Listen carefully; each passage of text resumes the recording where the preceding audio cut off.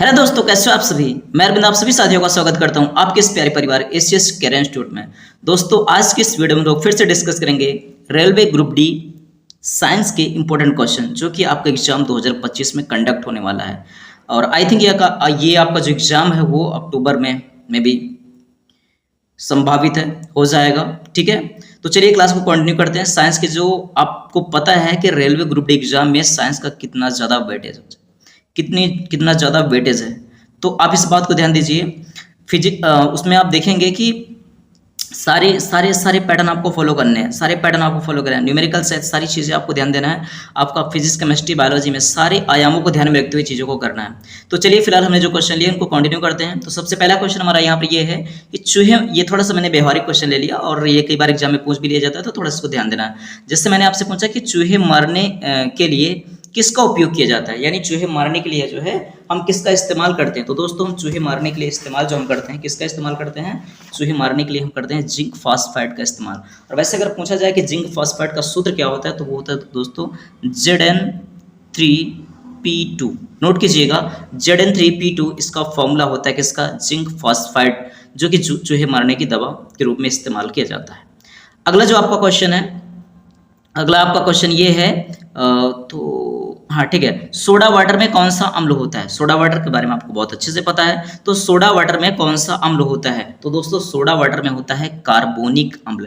अब इसका formula by the way आपसे एग्जाम पूछ ले कि कार्बोनिक अम्ल का सूत्र क्या होता है, तो दोस्तों इसका जो सूत्र होता है वो होता है H2CO3। ठीक है, H2CO3 इसका फॉर्मूला होता है कार्बोनिक अम्ल का, ध्यान रखना है। अगला जो आपका क्वेश्चन पूछ रहा है कि मटमैला जल उदाहरण है, तो दोस्तों जो मटमैला जल होता है वो किसका उदाहरण है, वो है आपका कोलाइडी विलयन का। वो आपका क्या होता है, कोलाइडी विलयन का।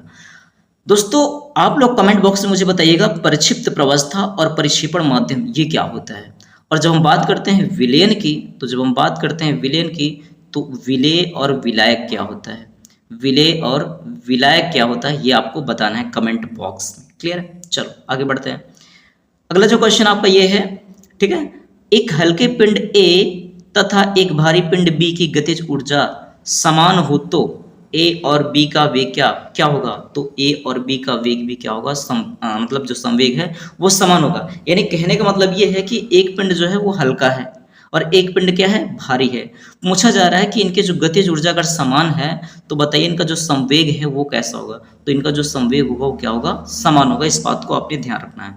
अगला है आपका कैलावेराइट किसका अयस्क है, तो दोस्तों इसका सही जवाब हो जाएगा सोना, यानी Au। और Au मतलब क्या होता है, ऑरम होता है। क्या होता है, ऑरम होता है। ठीक है, ऑरम, AURUM, ये आपका ऑरम होता है, जो कि किसका है, इसको मतलब जो सोना है। ठीक है, आप सभी को पता है कि जो सोना का प्रतीक होता है क्या होता है, Au होता है।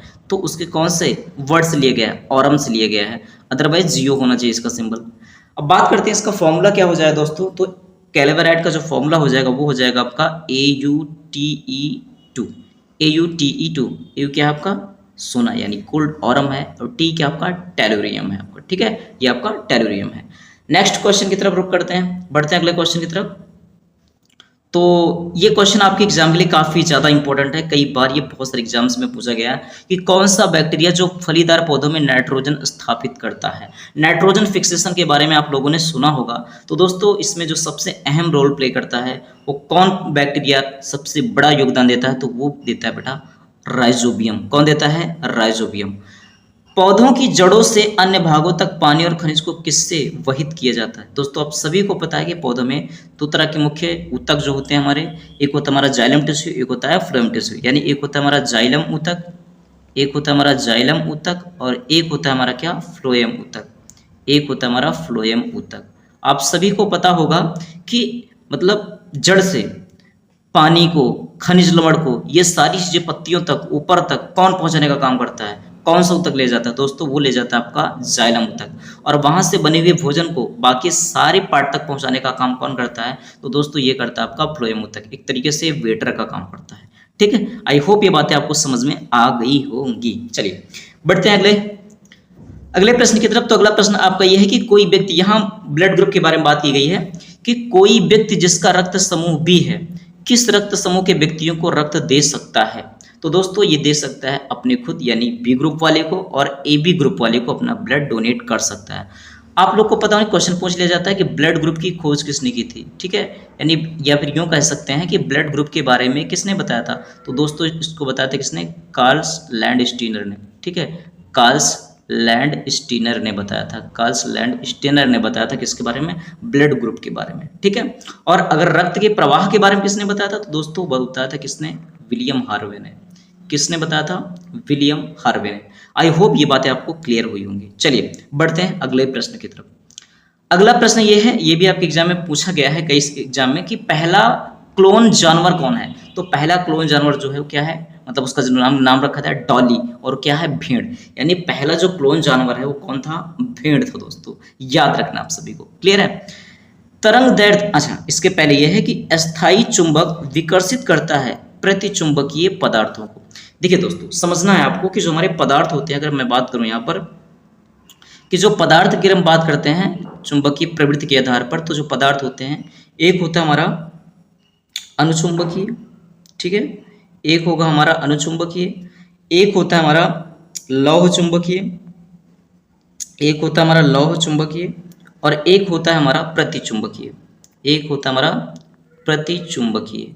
दोस्तों अगर हम बात करते हैं जो चुंबक की तरफ आकर्षित होते हैं, ठीक है, जो चुंबक की तरफ आकर्षित होते हैं वो आपके क्या होते हैं, अनुचुंबकीय। और चुंबक से जो प्रतिकर्षित होते हैं यानी दूर हटते हैं वो क्या होते हैं, प्रतिचुंबकीय होते हैं। लेकिन जो प्रबलता से आकर्षित होते हैं वो आपके कौन होते हैं, लौह चुंबकीय होते हैं। क्लियर है, ये बातें आप सभी को ध्यान रखना। तो जो प्रतिचुंबकीय पदार्थ होते हैं वो मामूली से क्या होते हैं, प्रतिकर्षित होते हैं, और अनुचुंबकीय जो होते हैं मामूली से आकर्षित होते हैं। लेकिन प्रबलता के साथ कौन आकर्षित होता है दोस्तों, तो वो लौह चुंबकीय पदार्थ जो होते हैं वो आकर्षित होते हैं। आई होप इतनी बातें आपको समझ में आई होंगी, ठीक है। कोई डाउट रहे तो आप कमेंट जरूर कीजिएगा। अगला जो है आपका पॉइंट, तरंग दैर्ध्य का एसआई, मतलब तरंग दैर्ध्य की एसआई इकाई क्या है, मतलब एक तरीके से वेवलेंथ की यूनिट पूछी गई है। तो वेवलेंथ की जो यूनिट होती है दोस्तों क्या होती है, एंगस्ट्रॉम होती है। वेवलेंथ की जो यूनिट होती है वो आपकी एंगस्ट्रॉम होती है। आपको बताना है आवृत्ति, आवृत्ति की यूनिट क्या होती है, यानी कि फ्रीक्वेंसी, फ्रीक्वेंसी की यूनिट दोस्तों क्या होती है, हर्ट्ज होती है, ठीक है, क्या होती है, हर्ट्ज होती है, HZ।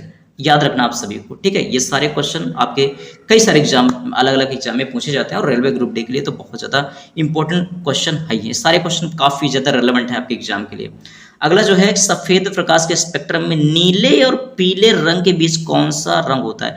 ये इस तरह के प्रश्न है ना कि अगर आपको कॉन्सेप्ट की क्लियरिटी नहीं है तो आप गलत करके आ जाएंगे। इस तरह के प्रश्न को आप रटे, मतलब इस तरह के प्रश्नों को रटना, मतलब रटने का तो कोई चांस ही नहीं बनता है।